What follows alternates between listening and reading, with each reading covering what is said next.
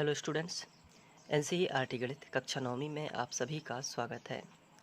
आज हम लोग प्रश्नावली 5.1 में प्रश्न क्रमांक 2 हल करेंगे। तो आइए सबसे पहले प्रश्न पढ़ लेते हैं। इसमें दिया गया है, निम्नलिखित पदों में से प्रत्येक की परिभाषा दीजिए। क्या इनके लिए कुछ ऐसे पद हैं जिन्हें परिभाषित करने की आवश्यकता है? वे क्या हैं और आप इन्हें कैसे परिभाषित कर पाएंगे? जैसे कि समांतर रेखाएं, लंब रेखाएं, रेखाखंड, वृत्त की त्रिज्या और वर्ग। तो यहाँ पे हमें 5 पद दिए गए हैं और इनमें से हमें प्रत्येक की परिभाषा लिखना है। तो सबसे पहले हम बात करेंगे समांतर रेखाओं की। तो समांतर रेखाओं, जैसे कि नाम से स्पष्ट है, समांतर का मतलब होता है समान प्लस अंतर, यानी कि जहाँ पे समान अंतर हो।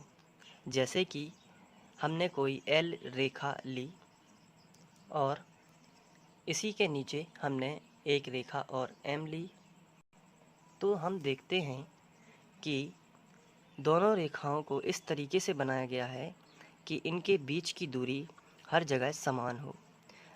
यहाँ से यहाँ तक की दूरी जितनी है, इस पोजीशन पर भी यहाँ से यहाँ तक की स्थिति दूरी भी उतनी है, यहाँ से यहाँ तक की दूरी भी उतनी ही है। तो दोनों रेखाओं के बीच का जो अंतर है हर जगह समान है, इसलिए ये रेखाएं कैसी हैं? समांतर हैं। तब हम इन्हें लिख सकते हैं कि L समांतर है M के। तो L समांतर है M के। लेकिन अगर इसके अपोजिट इस तरीके से होता, जैसे हमने फिर से एक रेखा L ली और इसके नीचे एक रेखा M ली, तो इसे सबसे पहले तो हम L नाम दे देते हैं, फिर इसके नीचे एक रेखा M बनाते हैं कुछ इस तरीके से। ये देखिए, तो यहाँ पे इन दोनों रेखाओं के बीच का जो अंतर है क्या समान है? तो आंसर है नहीं। यहाँ का अंतर ज़्यादा है, यहाँ का अंतर कम है, यानी कि यहाँ पे ज़्यादा दूरी है और यहाँ पे कम दूरी है।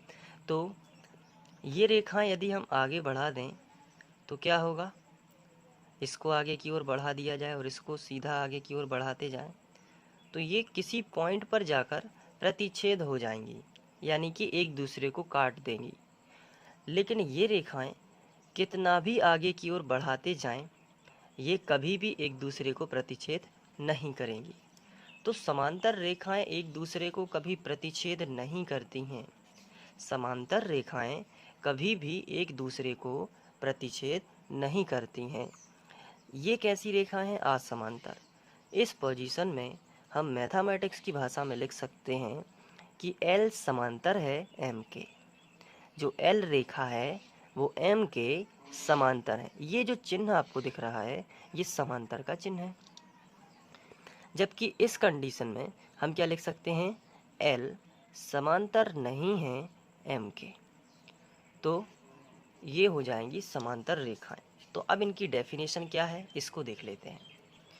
समांतर रेखाएं दो या दो से अधिक वे सीधी रेखाएं जिनके बीच की दूरियां समान हों, समांतर रेखाएं कहलाती हैं।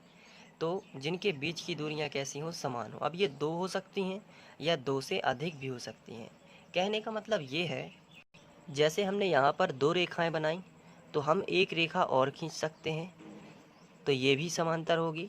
हम एक रेखा और खींच सकते हैं तो ये भी समांतर होगी।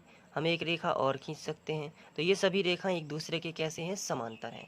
तो ये समांतर, जैसे आपने देखा होगा विंडो जो होती है, खिड़की जो होती है, उसमें इस तरीके की जाली लगी रहती है जिसमें खड़ी लाइंस और आड़ी लाइंस भी हो सकती हैं। तो खड़ी लाइंस एक दूसरे के समांतर होती हैं और आड़ी लाइंस भी एक दूसरे की समांतर होती हैं। तो उसे हम क्या कहेंगे? समांतर रेखाएं। आपने बोर्ड देखा होगा, वाइट बोर्ड या ग्रीन बोर्ड, तो उसमें क्या होता है कि जो इस तरीके से आकृति बनी रहती है बोर्ड की, तो ये वाली एल्युमिनियम की फ्रेम इस वाले एल्युमिनियम की फ्रेम के समांतर होती है और ऊपर वाली जो एल्युमिनियम की फ्रेम है वो नीचे वाले एल्युमिनियम की फ्रेम के समांतर होती है। यानी ये दोनों रेखाएं आपस में समांतर होती हैं और ये दोनों रेखाएं भी आपस में समांतर होती हैं। तो इसलिए अब समांतर रेखाओं की जो डेफिनेशन है इसमें इसलिए लिखा गया है, दो या दो से अधिक बेसीधी रेखाएं जिनके बीच की दूरियां समान हो, समांतर रेखाएं कहलाती हैं। इसके बाद हम बात करेंगे लंब रेखाओं की। उसके पहले मैं बता दूं कि समांतर रेखाओं को पैरेलल लाइन भी बोलते हैं। क्या बोलते हैं? Parallel line. अब हम बात करेंगे लंब रेखाओं की। तो लंब रेखाएं ऐसी दो सीधी रेखाएं होती हैं जो एक दूसरे पर समकोण बनाती हैं। जैसे ये देखिए, यहाँ पर एक लाइन ये है और दूसरी लाइन ये है, और दोनों एक दूसरे पर इस तरीके से हैं कि ये समकोण यानी कि 90 अंश का कोण बनाती हैं। तो इसे हम लंब रेखा कहते हैं। तो आइए डेफिनेशन देख लेते हैं। ऐसी दो सीधी रेखाएं जो एक दूसरे के परस्पर समकोण बनाती हैं लंब रेखाएं कहलाती हैं। ये देखिए, एक दूसरे पर परस्पर समकोण बना रही हैं। जैसे एक रेखा L है और दूसरी रेखा M है, तो ये परस्पर क्या बना रही हैं? एक समकोण, यानी कि यहाँ पे 90 डिग्री का कोण बना रही हैं। तो ये लंब रेखाएं कहलाती हैं। इसके बाद हम बात करेंगे रेखाखंड की। तो रेखाखंड क्या है? रेखाखंड रेखा का वह भाग है जिसके दोनों सिरे निश्चित होते हैं। जैसे ये पूरी की पूरी एक रेखा है। रेखा का मतलब क्या होता है? जैसे अगर हम इसे रफ में समझें तो रेखा कैसी होती है? एक सीधी लाइन जिसमें दोनों तरफ ये तीर के चिन्ह लगे होते हैं, इसे हम क्या बोलते हैं? रेखा। लेकिन रेखा का ही एक छोटा सा हिस्सा हमने निकाल लिया, मान के चलिए 2 सेंटीमीटर का, जिसके दोनों सिरे क्या होते हैं? निश्चित। तो ये दो यहाँ से यहाँ तक की दूरी है और यहाँ पॉइंट होते हैं। तो ये रेखा का ही एक खंड होता है जिसके दोनों सिरे निश्चित होते हैं। अब इन्हें आगे नहीं बढ़ाया जा सकता क्योंकि ये निश्चित हो चुका है 2 सेंटीमीटर या 1 सेंटीमीटर।